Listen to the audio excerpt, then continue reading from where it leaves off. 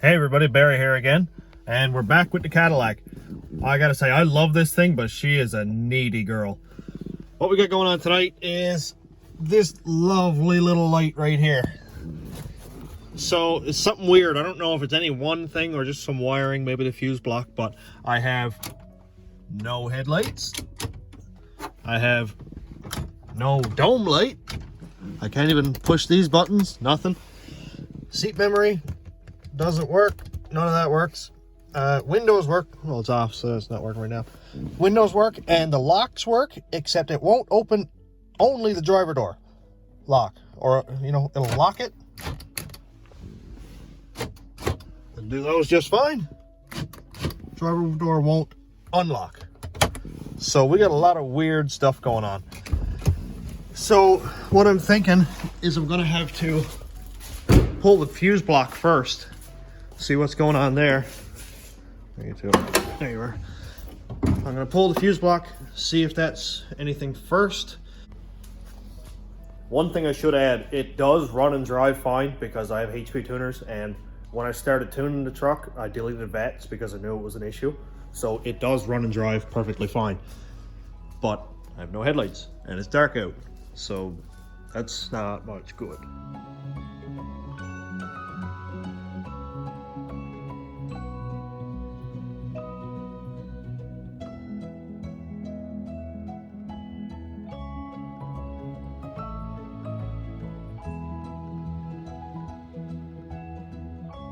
Fuse block is up at a place, and I don't see anything concerning right away, but I'm going to undo all these bolts and pull out the connectors just to make sure there's no corrosion in there. I was really hoping when it was going to be in here because I do have a spare fuse block, but we'll see.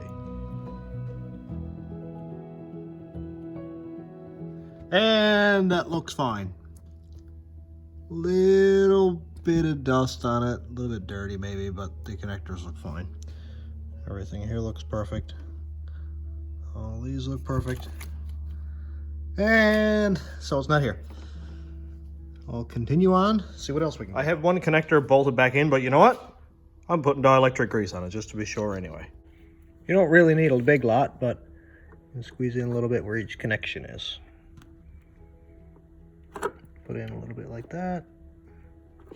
Just kind of like this much in where each connection is, and you'll get a nice contact.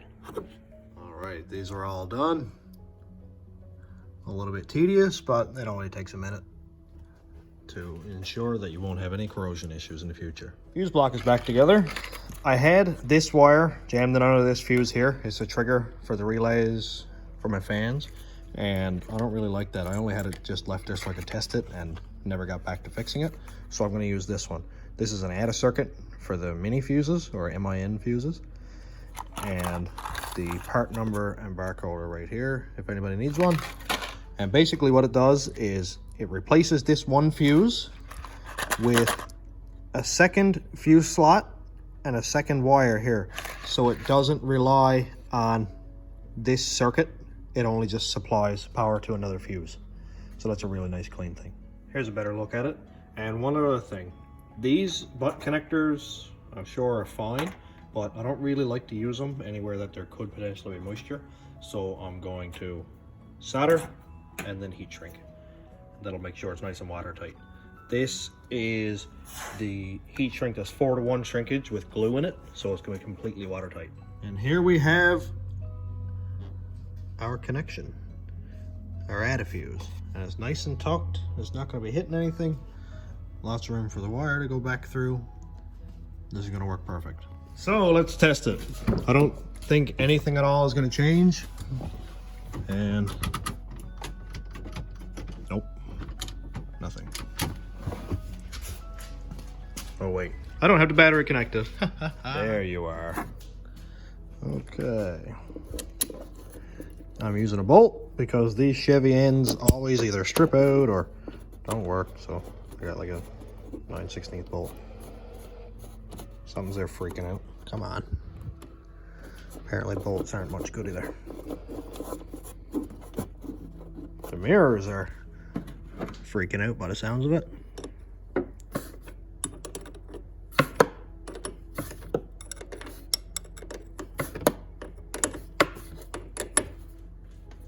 Okay, hold tight. Try it again. Still no dome lights. No dome lights. And just like before, no headlights, but we do have this park light, but it's not much good for illuminating the darkness. So I'm gonna have to continue on. My next thing to check is gonna be the body control module, which is directly under here. Now to take off this trim panel, there's a screw right here, and there's one right here. And I'm pretty sure these are 9/32. That seems to be the go-to bolt size for GM. So let's pull that off, see what we have.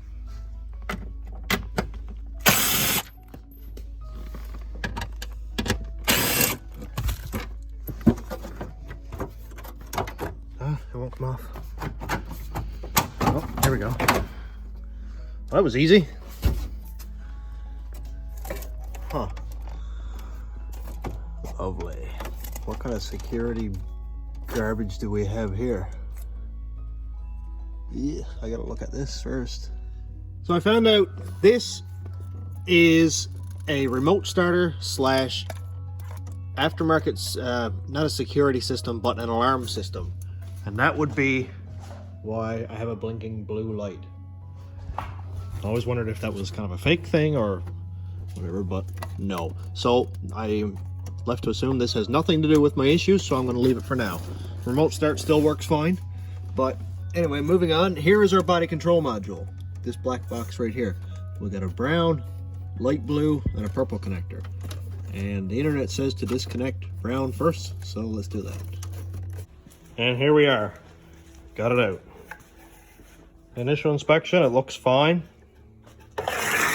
And I did take one from home off another vehicle that I scrapped, but 534, 5335, and they don't match. So this one's no good to me anyway, but I'm going to take the cover off of this and see what's inside, see if there's any hot spots, see if there's any corrosion, and we'll go from there. To take apart the body control module, you just take these pins here, hook a small screwdriver in the back, and pry open. Same thing over here, and pry it open, and it comes right off. After you unhook these also.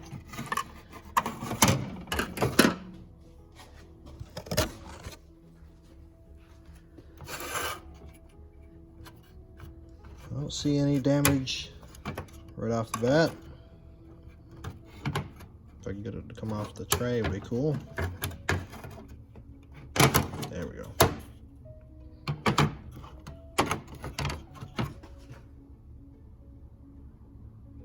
No broken solders that I can see right away. No heat, no corrosion. Pins all look really nice. Well, that doesn't seem to be any issue. I went ahead and put this back together. I don't think it's the body control module because I could still lock the doors. I could still use the power seats, but even when I locked the doors, it still would not unlock this one. So I don't think it has anything to do with the body control module. I'm either gonna move ahead and go up into the ignition plug-in that's up here, because apparently this is a pretty common one. And also there's a connector on top of the dash up inside of here that is also a problem spot. Whether either of those, well, I know the ignition one would turn on to security, but whether the gauges one would or not, I don't know. But my odometer doesn't work, and random lights sometimes come on in my gauges. So I know that's already an issue that I'm gonna have to fix anyway. But for now, I'm gonna check a couple of fuses just to make sure. So we'll come back in a second. Went through the whole fuse block, and the only thing I found was this one maxi fuse, which is kind of gross looking. A lot of corrosion got up inside of it. So I replaced that one anyway, but that was the only bad one. And I put dielectric grease on any fuse that I pulled out. I'm gonna go ahead and come around here, and I'm gonna pull off these upper and lower pieces, or maybe just the upper, whichever one needs me to, and get at the switch that's right here. or plug-in, sorry, that apparently gets loose and gives you security issues. So let's go ahead and pull that apart. To remove the steering column cover, I'm gonna pull the wheel down like this so it's easier to get at. You take this tilt lever and pull it directly out toward the door to remove that. It's hard to get off. Yeah.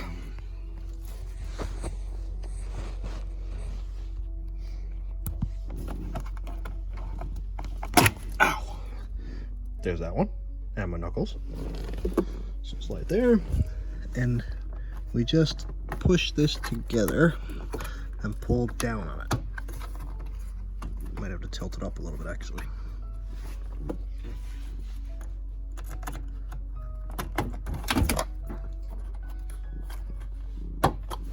There's that part apart.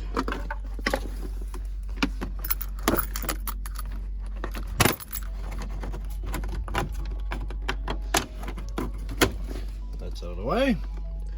Here's the bottom piece. And let's go ahead and pull this back again. Tilt it down. And basically just pull up the same way as we were doing it earlier. It's gonna be a pain, but we'll get it in a second. Okay, I got it. You just gotta grab a corner here, pull, and just pull all this junk off. And this is how you remove the whole dash. Good old Chevy. So it should be a lot easier now. Should be. Maybe not.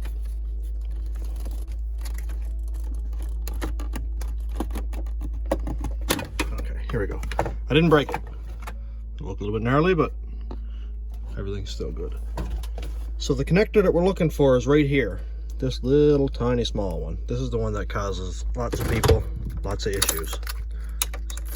Take that out. So we just push this little tab that's right here. Pull that one open.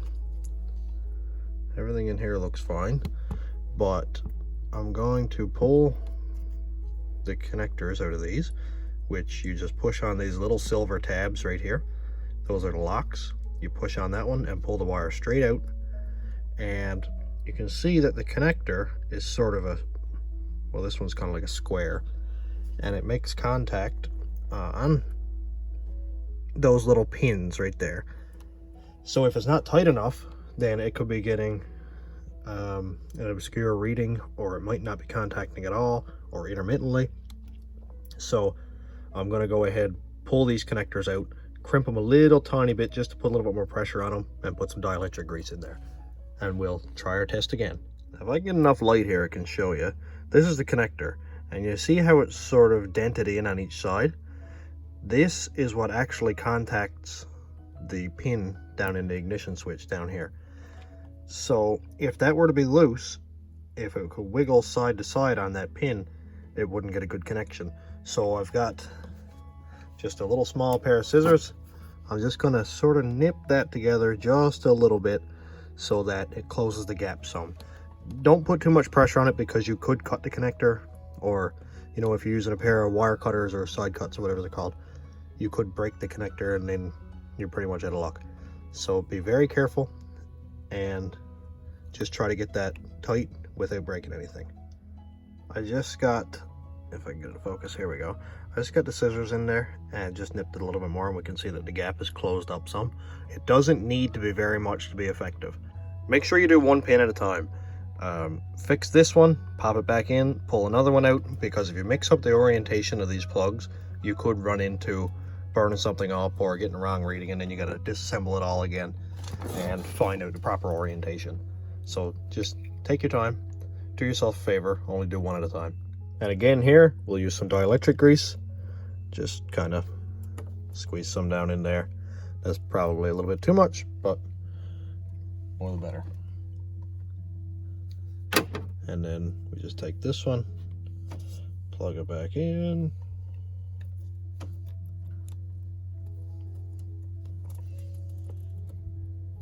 There we go. Make sure it clicks nice and firmly into place, and you're all good. So this is an idea I got off another video. You see how this connector is very wiggly here? That doesn't help with connection at all either. So I grabbed a piece of just a leg I cut off a fuse, and I'm going to stick that right down in between the metal and the plug-in here. So my hands are too big for this. I'll put it down there, grab the pliers, and here we have it. Piece of a fuse jammed in by the side of the connector, and it's solid. It won't go anywhere now. So we 100% have a good connection now. So we've got to wait about 20 minutes for this security light. Hopefully it'll go away, and hopefully that'll be the solution to all of our problems. I kind of doubt it, but I am glad that I did this anyway, because this is a problem area for a lot of these trucks. And if not, I might actually just go ahead and pull this anyway and clean up, make sure there's no breaks in the solder. And to remove this dash cluster, there's supposed to be 4 screws. Somebody already has that one gone. There's one down here, one down here, and one up there. Those are 9/32. So I'll grab my bit driver and pull that out. All right, so one. I'm gonna try not to lose these screws because they're impossible to find. Center console. One down here.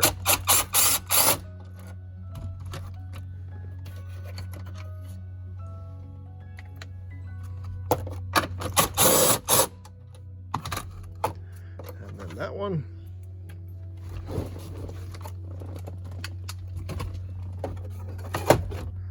And that comes right out. So there's my key.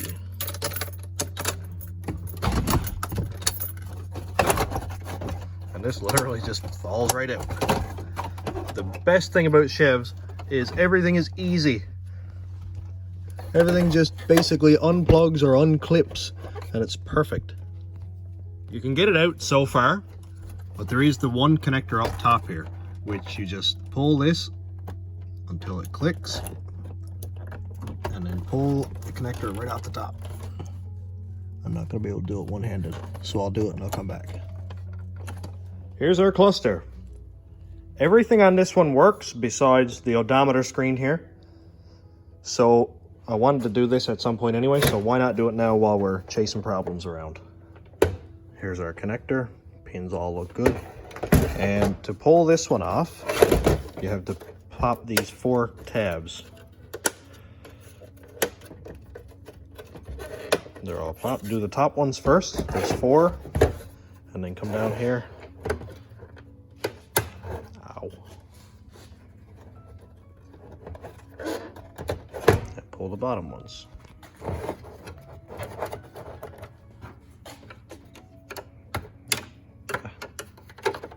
So bad at this.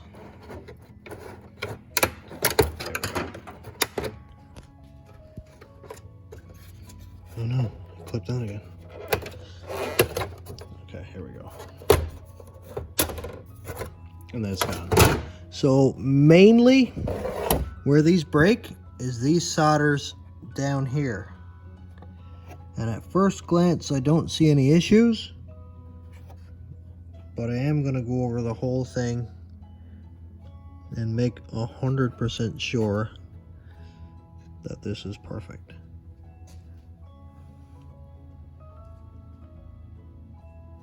Another common issue is the plug-in that goes into the top of the cluster. And if you can see this, you can see that not any of the terminals are actually in the middle, and they should be. So I'm going to take them and sort of bend them over a little bit so they're more toward the middle, and that'll get a good contact. Because a lot of times these make intermittent contact. I don't know what happened. I wiggled around some pins and we have an odometer again. That is really exciting. That is wicked. So, look, that even works. I wonder how many miles this has. It has 250, almost 4,000 miles. That is amazing. This thing runs amazing for having 253,000. It's miles.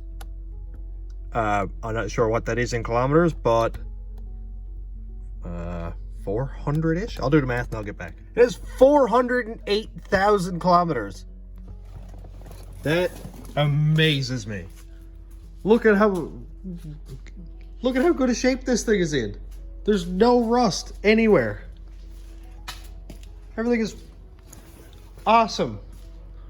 And factory besides this, but that's just a simple addition. Wow, I am absolutely blown away that this thing has 400,000 kilometers on it. Wow. However cool it is that I have this working, it doesn't solve any of my other issues. So let's keep at it. So pretty much exhausted of all options and all resources for tonight. I have checked the body control module, the main fuse block, the interior kick panel fuse block, the gauge cluster, and the ignition switch wiring that directly controls the security. So the only thing that I can see is this aftermarket security or alarm system up here that's controlled, is wired into the body control module. Unless that's messing something up, I can't find anything. I checked the grounds seem fine, and checked a bunch of fuses, dielectric grease on all that, and so far nothing. So I'm not sure what's going to happen with this rig yet, but I'd really like to keep it on the road because I like driving it. Cass loves it. It's like, it suits her perfectly, and I don't want to take it off the road. She did, however, say that if we can't get this fixed, it's becoming a dedicated drag truck, and that I can get with, because this 5,600 pound machine would become 3,500 or 4,000 really, really quick when I get in there with a saw and a plasma cutter. But I think that's going to be it for this video tonight. I'm going to do some more research and talk to some more people. I got a lot of friends who are really intelligent, especially in the older Chev trucks. I know quite a bit about them, but mostly just the LS engine based stuff, not necessarily the body, because I've done swaps and stuff, so I haven't really been put in this place before. So if anybody has any idea on what this could be, it'd be great if you could help me out. Just comment. And to everybody who's subscribed, I'm more than grateful. It's really exciting to see. I know I have like 200 subscribers, but it's really cool to see that 200 people are like, wow, I like to, watch what he's doing. So thanks a lot. Have a great night, everybody.